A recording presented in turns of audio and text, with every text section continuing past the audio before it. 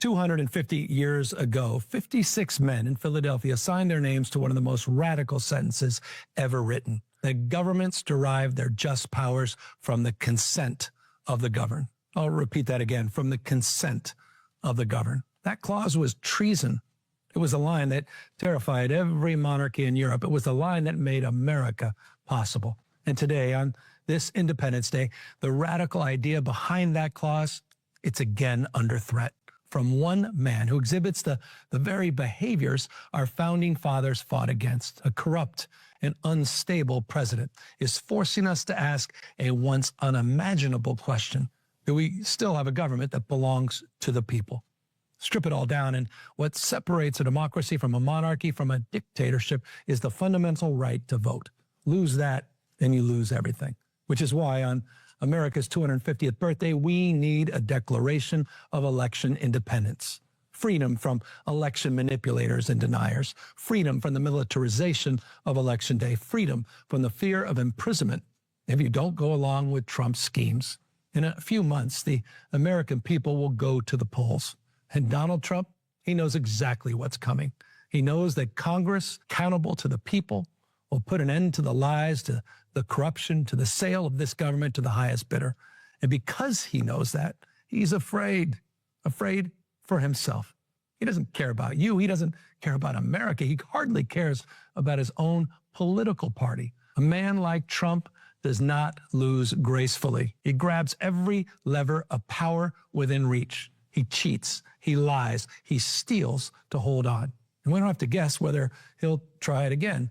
He's already done it. We all watched it. In the weeks after the 2020 election, Donald Trump picked up the phone and asked Georgia's Secretary of State to find enough votes to overturn the results. At the same time, attorneys connected to his campaign organized slates of fake electors. Private citizens aligned with Trump falsely declared themselves the duly elected representatives of their states. They tried to hand Congress a fraudulent set of results to count on January 6th.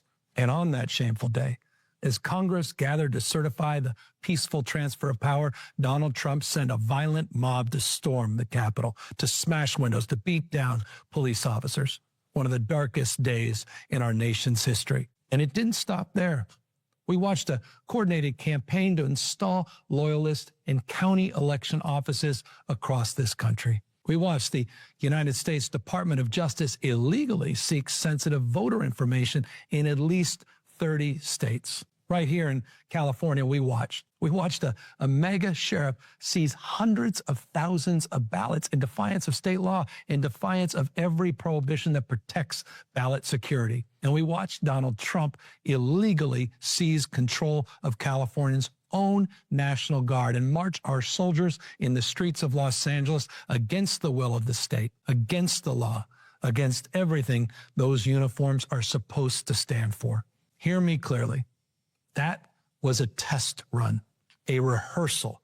He's measuring how far he can go and who would dare stop him. Certainly not our Supreme Court, not with the evisceration of the Voting Rights Act, the outright hostility to equal representation, particularly for Black Americans, the slicing and dicing of our congressional districts. There's no warning loud enough, no alarm sharp enough to match what is happening in this country right now. But we are not powerless. In the very Constitution that Donald Trump wants to shred, we find the tools of our own defense, states' rights, direct democracy, the franchise guaranteed to all people. We have agency. We can shape the future. We need to stand up and stand firm. I'm proud of my home state of California because just last November, we did just that. We fought back and we won.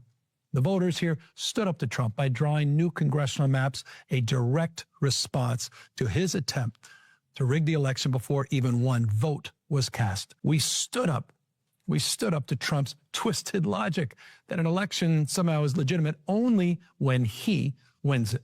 Let me speak directly to anyone considering helping President Trump interfere with our election or our count. If you violate California's laws, if you interfere with our voters, tamper with our ballots, or meddle in our election, you will be prosecuted. Doesn't matter who gave the order. In this state, our vote, it's sacred. Our polling places will be free of intimidation. Our counting will be open, honest, and complete. And Californians will use every power, every lawyer, every law, every ounce of will to defend our democracy against any illegal order this president dares to issue. That's why I'm moving forward with new legislation that would make it a felony to seize ballots before the vote has been certified by state and county officials. We will not be his victims. We will be the wall he cannot get past, because we believe that once an election is decided, the winner governs for everyone. That's the architecture of American liberty. Donald Trump, he doesn't believe in that architecture. He works for one man. What more evidence do you need?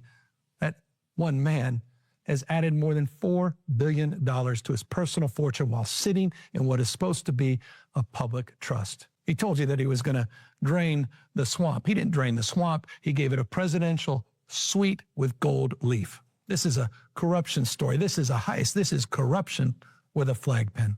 This is one man trying to do to our American self-government what no king and no foreign power has ever managed to do. And the question on this anniversary is whether we will let him. What is happening with Donald Trump? It is unprecedented, but this is not the first time our country has been tested this way.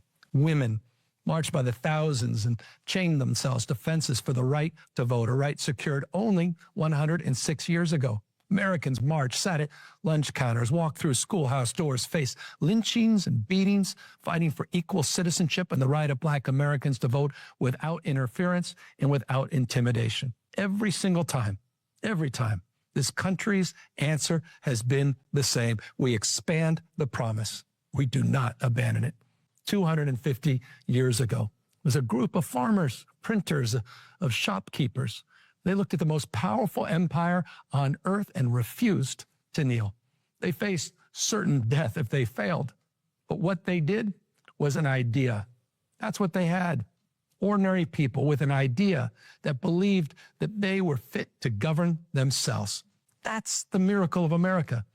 At times in our history, we may have been wrong.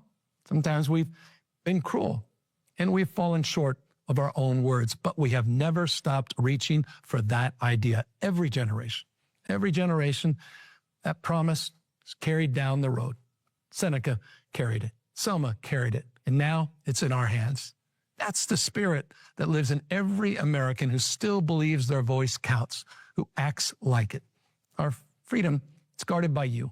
When you show up, when you vote, when you participate, when you rise up and you refuse generation after generation to let go of the wheel. So let's keep our democracy. Let's prove one more time that this is a government of the people. Happy Independence Day. Now let's go defend it.